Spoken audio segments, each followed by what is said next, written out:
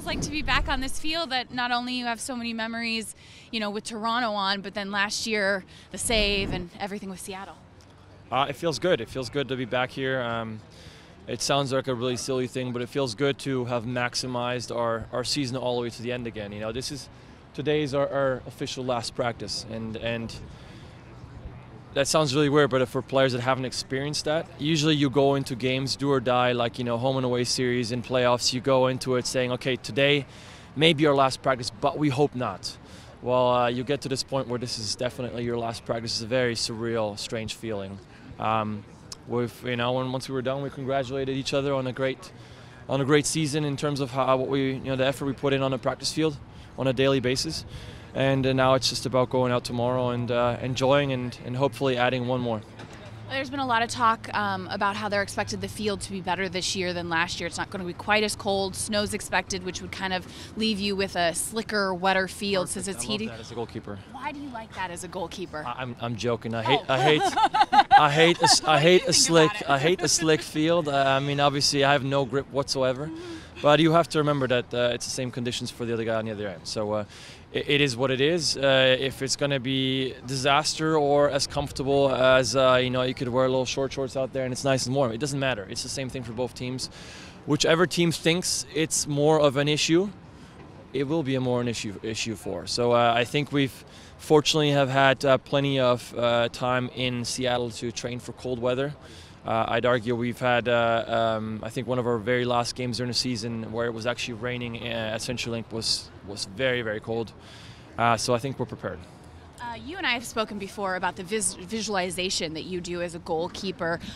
With your background being that you played in Toronto, how much has that gone into kind of maybe changing your visualization for the MLS Cup? And have you been thinking at all or using the save from last year in your preparation for tomorrow? Yeah, there's different techniques to deal with the butterflies, and I think you need to have the butterflies. If every game you need to have butterflies, and specifically for this one, obviously. If you don't, there's something wrong with you. So I think there's different ways to dealing with it. For me, it's really nice to see yourself make good saves. And sometimes I go as far as you look at a save and change the stadium, change the jerseys. And all of a sudden you make that save in a stadium that you're about to go play in.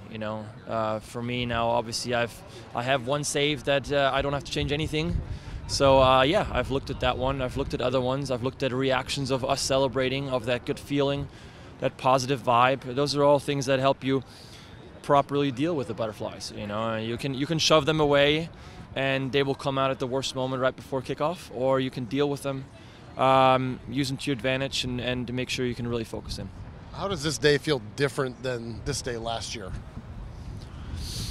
I think last year it was the first time, it was club history, winning the Western Conference Championship, making it to the playoffs or making it to the final, and really realizing this is a once in a lifetime opportunity. And I said, for me personally speaking, that's a childhood dream to make that history, and you assume you never get that chance again.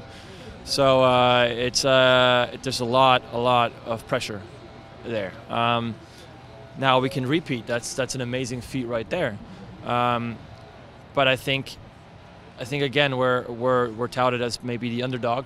We're in enemy territory. If you're looking at pressures, and if I would say I would compare the pressures, there's probably a bit more pressure on